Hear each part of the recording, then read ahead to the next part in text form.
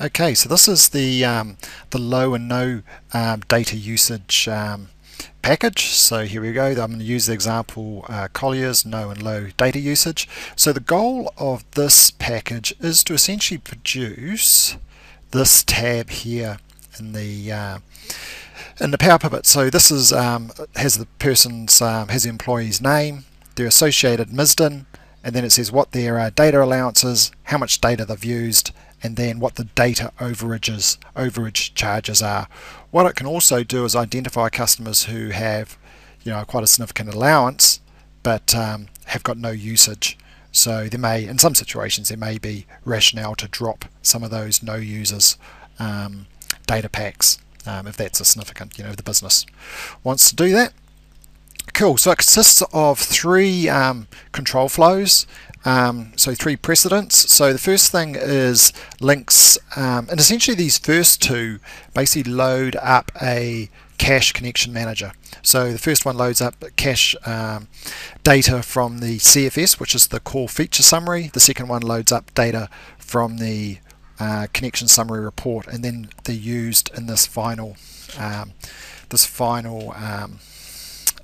control flow down the bottom. So I'll just go through these sequentially. So let's open up the CFS. So the CFS looks like this. So the core information in it is the core feature name. So that's essentially what data plan the customer has. So we can see an example of a data plan. It would be something like what would it be? Yeah, GPRS mobile broadband ultra usage plan, mobile broadband super 50% discount, mobile broadband ultra 12 months. And so essentially it's about loading up information from the core feature summary. So then I look up the CFS against a database table. So it's this table here. So it's data plans table. So it looks up the name of that plan, sees what their data allowance is. I've also got prices in here, but we don't update the table enough as prices change. So don't use the charge associated with that. It's probably about 90% correct or 95% correct at the moment, but it's just going to slowly drift off in terms of accuracy.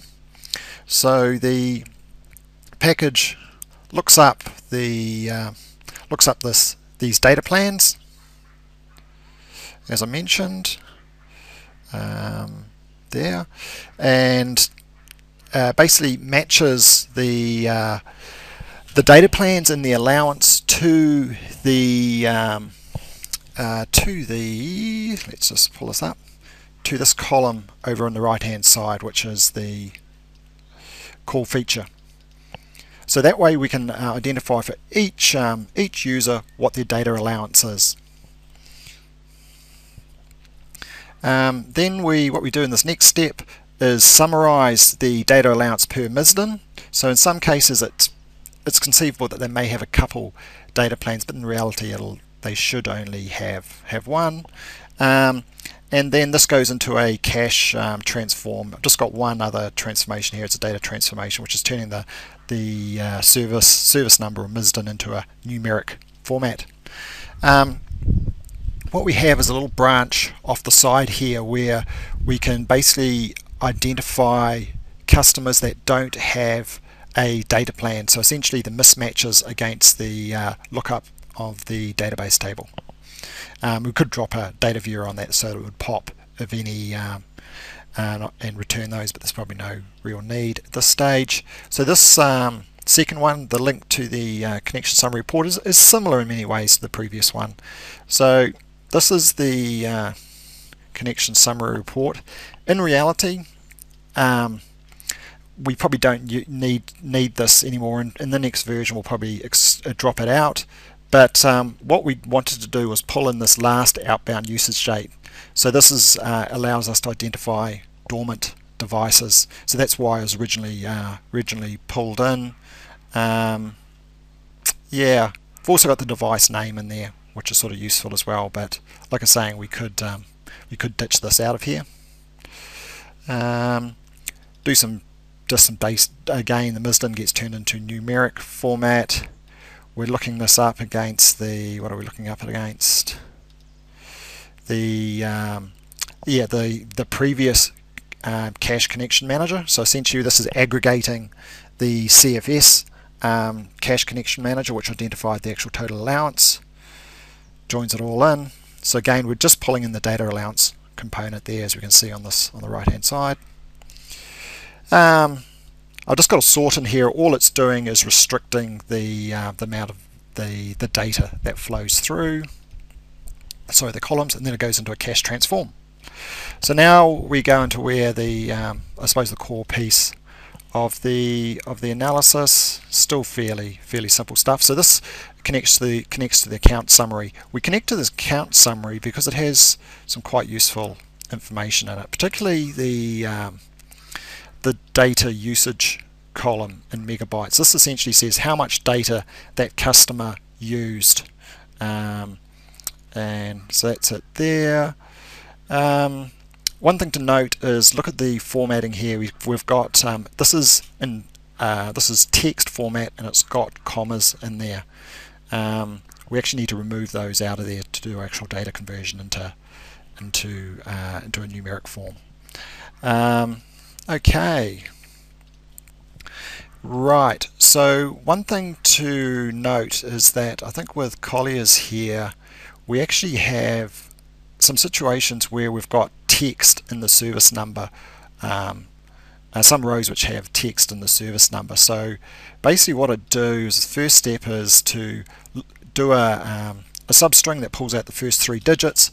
That's so I can later on check that that it's a valid mobile number, so beginning in 642.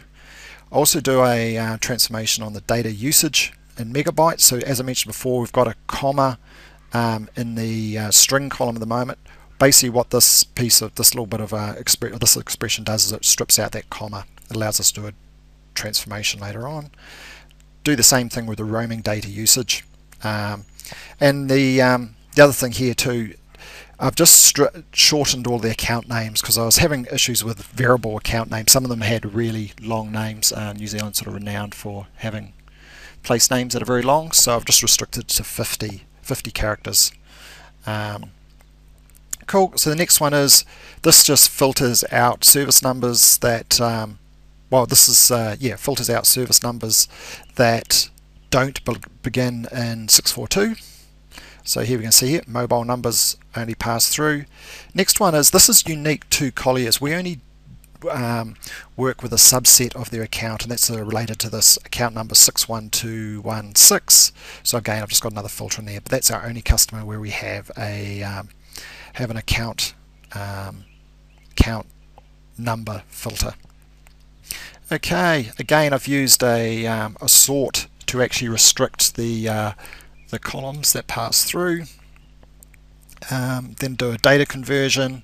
So this is the data usage in megabytes can then be converted into numeric, as can the service number.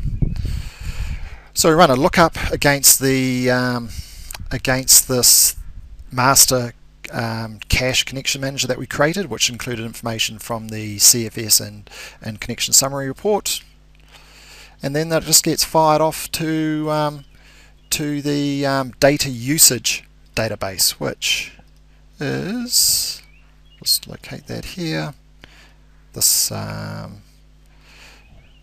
it's right here.